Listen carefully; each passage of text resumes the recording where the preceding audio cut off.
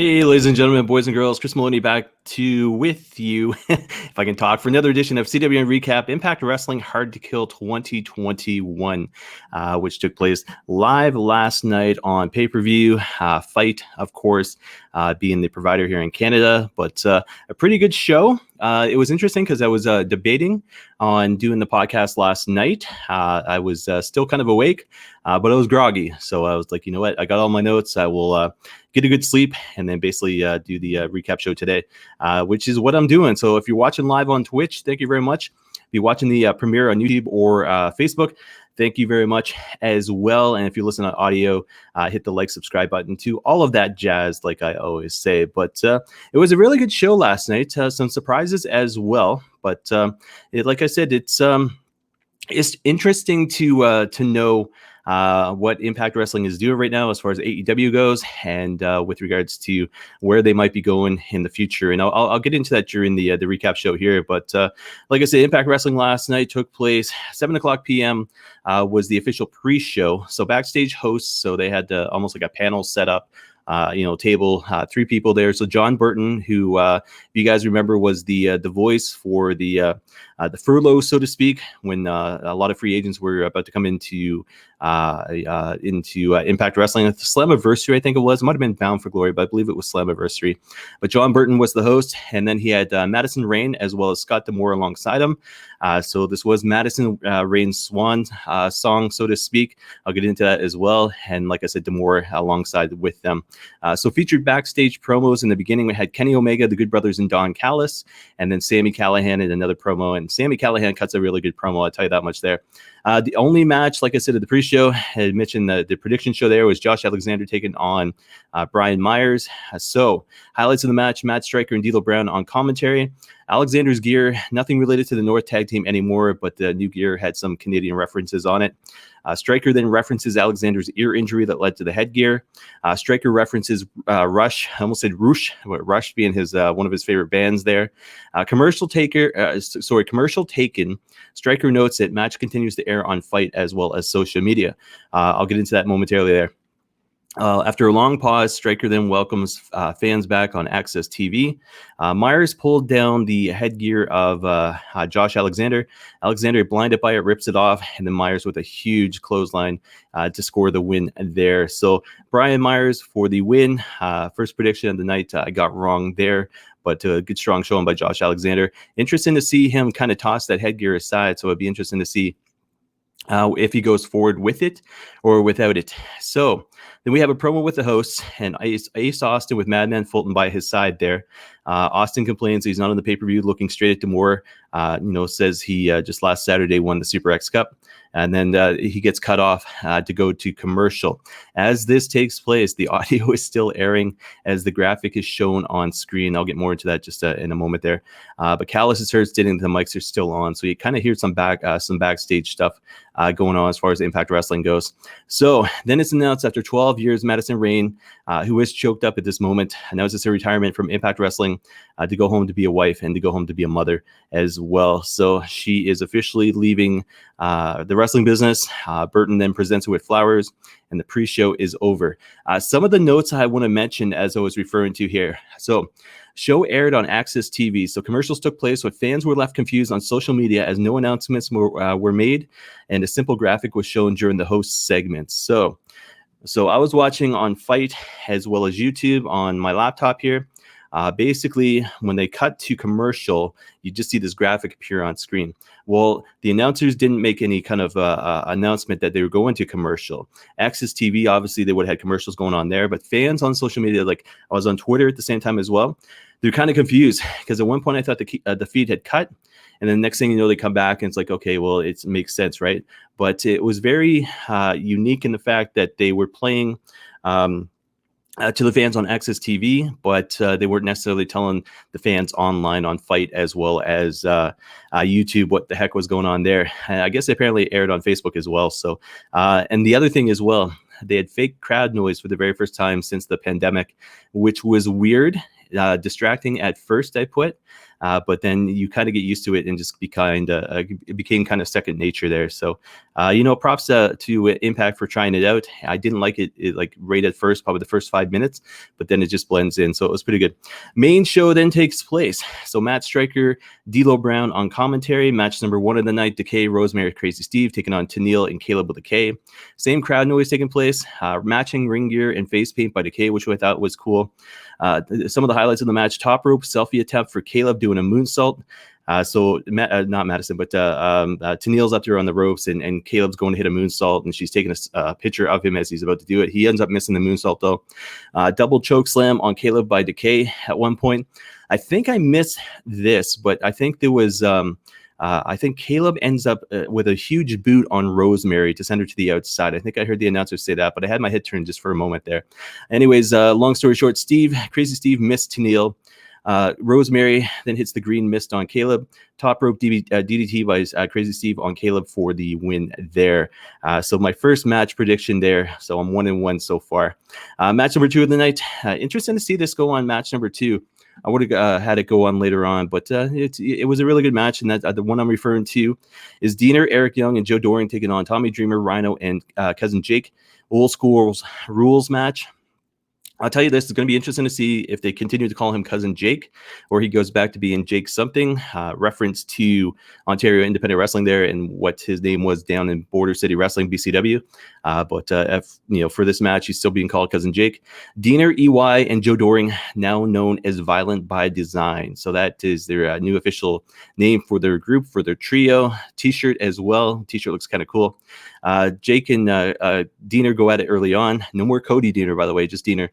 Striker mentions Hard to Kill is top 10 right now on Twitter. Impact does a tri-screen, which I thought was cool. So they had a triangle screen set up to show all 6 guys going at it. Dreamer, Cookie Sheets, Eric Young off the top rope. That was kind of cool. Actually, I don't think it was off the top. I think it was off the second rope, but a play into ECW there. Dreamer, Jake, and Rhino with chairs to Doring. Doring no sells. Jake attempted to take out in the ring, recovers, air Jake to the outside, which is a calling move, but he hit a move flying through the ropes to the outside on Eric Young as well as Joe Doring. Then we have Diener as well as Dreamer in the ring. Jake into the ring, but he accidentally nails Dreamer. Rhino and Doring hard hitting back and forth. Dreamer decorates the ring and tacks. EY comes back into the ring. EY backdropped onto the tacks. Rhino hits the gore on Doring. Diener DDT on Rhino. Jake hits Diener with the Boss Man Slam. Eric Young breaks up the pin. Eric Young then hits a pile driver on Jake for the pin there. So really good match, really exciting match. Good showing by all 6 guys. And again, still loving the new gimmick by the one and only Diener there. Backstage promo at this point. Rich Swan, Chris Sabin, and Moose. And basically, it's Rich Swan and Chris Sabin sitting in a room, and Rich Swan's kind of upset, and Sabin's just kind of like chill out. Moose walks into the room, and they're like, "Why should we trust you?" And all of a sudden, Moose says, it's one thing for me and you to be going at it. It's another thing for somebody from the outside to be coming in and trying to, take apart my company, spit on my company, so to speak. So at this point, they all look like they're on the same page, kind of getting dressed, putting their ring gear on. And, you can still see the animosity between Moose as well as Rich Swan, but they're making the most of it, the best of it there. So match number 3, officially for the pay-per-view, Havoc and Nevaeh taking on Fire and Flava. Fire and Flava.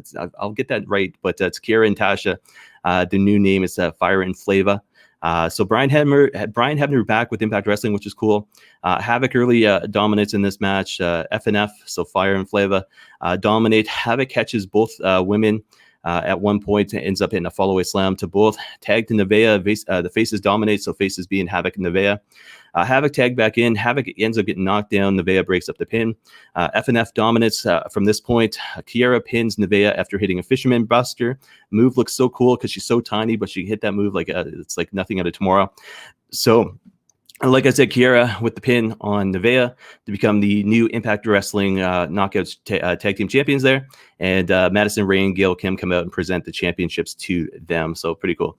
Backstage with Taya and Decay. So then from there, we go into In the ring, Ace Austin is sitting there with Fulton. D'Amore comes out. D'Amore gives Austin an opponent. So all the complaining that Ace Austin been doing all night pays off. So he finally gets his match. Well, he gets his match, and D'Amore's up on the ring, the entrance ramp there, and sure enough, it's Matt Cardona that comes out, and he's a little bit smaller than what he used to be, not as jacked, but he still looks healthy, still looks good. Fulton at one point yells at Cardona, shouting the name Ryder, so he's still calling him Ryder. You could hear it playing his day on screen there. Cardona goes for multiple broski kicks. I know there's a new name to it, but to me, it's still the broski kick. Fulton interferes, DQ. Cardona beats them both down post match there. So pretty good showing. Whether or not it's a one and done, I don't know. I don't know what the contract situation was with AEW. I know it makes a lot of sense to have him in Impact Wrestling, which is very unique because you got Brian Myers there, obviously the podcast that they do, but you've got his fiance in Chelsea Green working for NXT WD now, who previous company was Impact Wrestling. So it's kind of unique to see Cardona working for his fiance's former company, but knowing the the play that they've got going on with AEW right now, it'd be interesting where we go from here. Hopefully it's not a one and done. Hopefully they continue to book AEW in Impact Wrestling.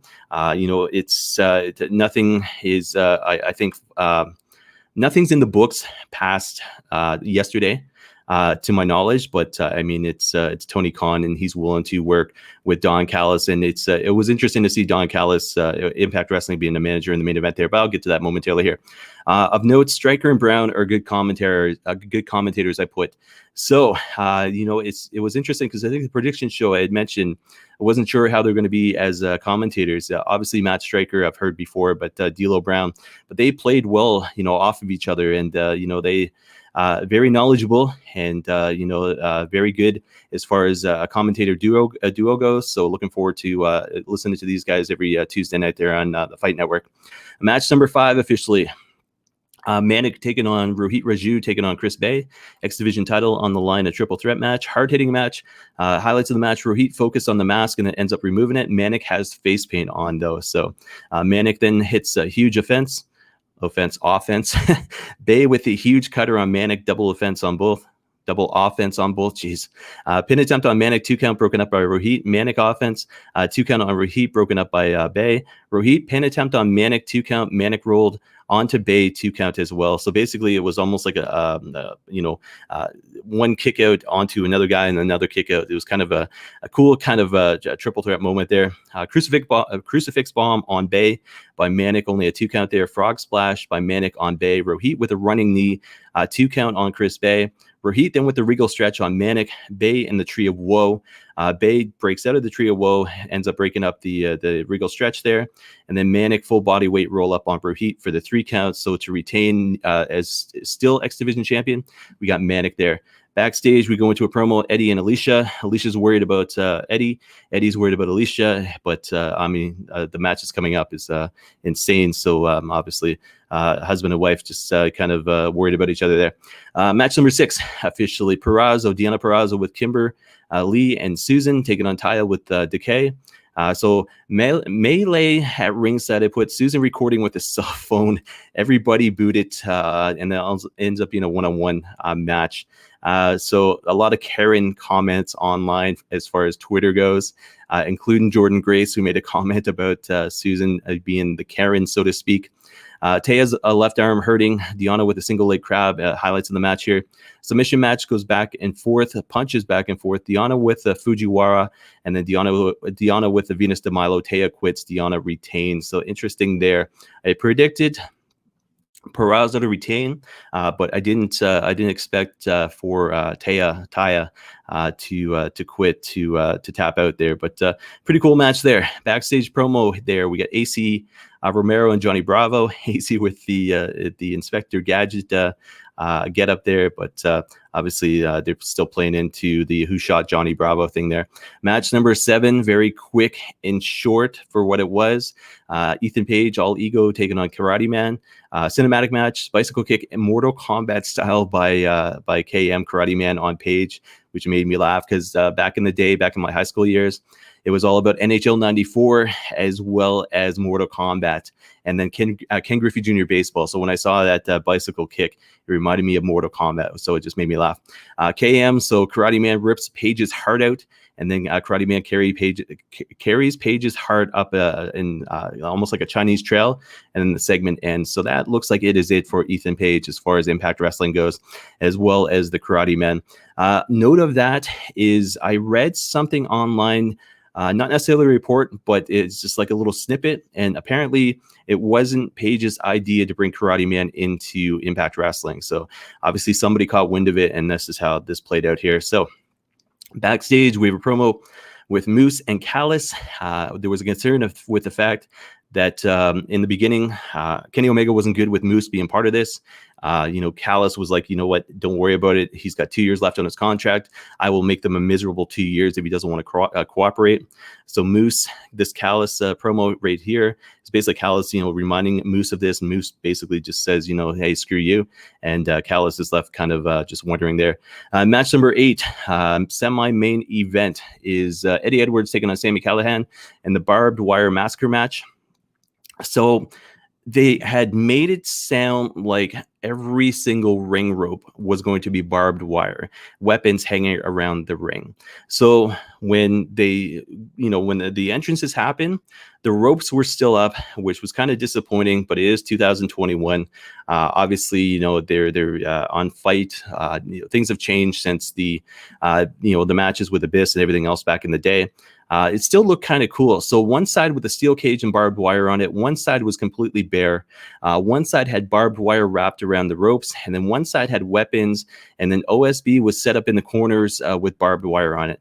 OSB, for anybody wondering, oriented strand board, or just basically boards, set up in the corners there. Eddie Edwards wraps barbed wire around Sammy's head, Halo style. So Sammy starts bleeding early on. Stryker informs us that Hard to Kill has topped number 5 on Twitter at this point. D'Lo Brown's mic gets cut off due to the barbed wire. So apparently the barbed wire had done something to D'Lo's line, and he ends up getting it fixed, so he's back on the mic.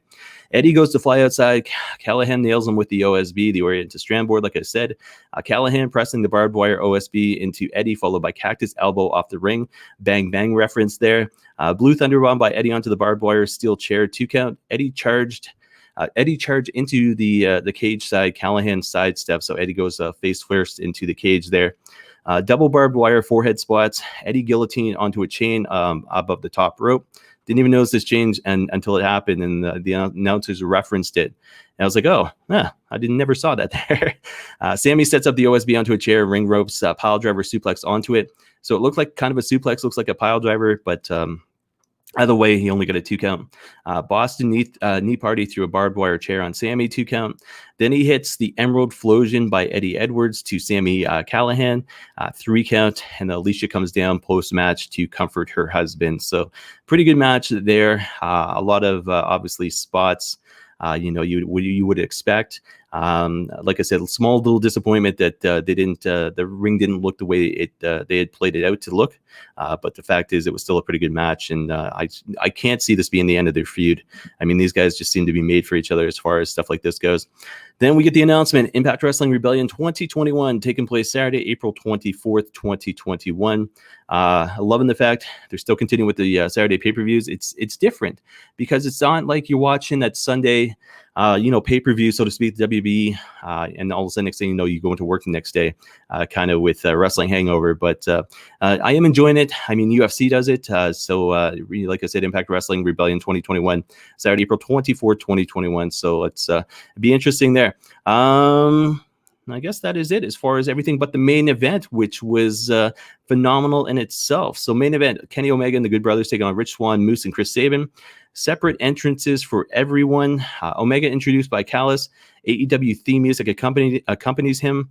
He's got the AEW championship on, as well as a Bullet Club Halloween t-shirt. So it's a Bullet Club t-shirt, but all in orange.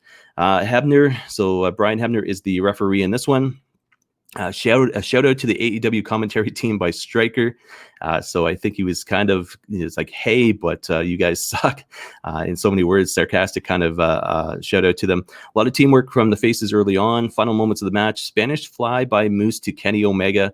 Sabin with a pin attempt, but 2 count broken up. Double team to Sabin, 2 count. Magic Killer attempt, but they end up failing on Sabin there. Swan versus Omega, double underhook pile driver with the 2 count, which is broken up. Superplex attempt, Doomsday device by Moose on Omega, which was pretty damn cool. Then we get Swan versus Omega, Poison Rana on Omega, followed by a 450. Only ends up with a 2 count though. Magic Killer happens, 2 count saved by Moose. V Trigger on Moose, and then the One Winged Angel on Rich Swan for the pinfall and the win. So the AEW World Champion ends up pinning the Impact World Champion. So it's very interesting to see where they're going to go with this. But again, the pay-per-view itself was very great, very fascinating. New direction as far as the commentary team goes. Obviously, Madison Rayne, best of luck with whatever she does. Josh Matthews was nowhere to be seen as far as the pay-per-view goes. But obviously, he was, behind the scenes doing producing work and this and that. The only thing I can say they need to work on is when they're cutting to commercial, as far as doing like a live pre-show goes. Explaining to the fans what's going on, and then maybe cutting the mics when they need to as well, and not D'Lo's mic, but actually, the mic. Anyways, I've said enough. But guys, as always, what I do for every recap show is do my match of the night as well as my wrestler of the night. Match of the night: Kenny Omega, the Good Brothers, taking on Rich Swan, Moose, and Chris Sabin was the match of the night there. Hard to argue with it. You had a different element as far as Kenny Omega from AEW being part of this, as well as the Good Brothers, the way that they've been part of AEW lately as well. Then you throw in the fact that Moose wasn't scheduled to be part of this, but he was, and the way he played into the match and his athletic agility and ability was absolutely amazing. So it's hard to say, hard to argue with the fact that this was match of the night for me, of course. And then from there, we go into wrestler of the night, which is Manic. There was a close, probably second with Eddie Edwards, I would have to say. He performed well in his match, but the fact is Manic, having his mask ripped off, being in the ring with 2 other dudes, and then basically still coming out on top as champion, without any kind of shenanigans. Manic is the wrestler of the night there. So guys, that is it as far as another... gassy here. That is it as far as another edition of CWN Recap goes. As always, check me out at Chris Maloney CWN. You can see all the social media links below there, as well as the email address of feedback@cwnonline.ca. I think the next time I am back for predictions as well as recap is the Royal Rumble. So I'm going to check the calendar, but I think that is it. I know there's UFC, which I may or may not do because it features Conor McGregor, but definitely for the Royal Rumble at the end of the month, so January the 31st there. So guys, like I said, always, you can check me out online at Chris Maloney CWN, Twitter, Instagram, as well as Reddit. Obviously, I don't usually mention the shows, but CWN Weekly coming up, episode number 23, taking place live Friday on I think it's the 22nd. I believe it's the 22nd. But anyways, Friday at 3 p.m. this coming Friday. No, excuse me. As well as tomorrow, the big show. So CWN turns 12 years old tomorrow, and we've also got the Canadian Pro Wrestling Hall of Fame presented by CWN live at 7 o'clock p.m. on Facebook, Twitch, as well as YouTube. Check that out on the CPW HOF feeds. It will not be on our feeds here as far as CWN Online goes, but they'll be on the like I said, the CPW HOF feeds. But there'll be links provided on the website, cwnonline.ca as well. You'll see it all over social media as well. But guys, that is it for another edition of CWN Recap. Thank you very much for watching and listening, and hopefully we'll see everybody tomorrow. And if not, we will see everybody this coming Friday. So have a good week. Take care, and we'll see everybody again sometime soon.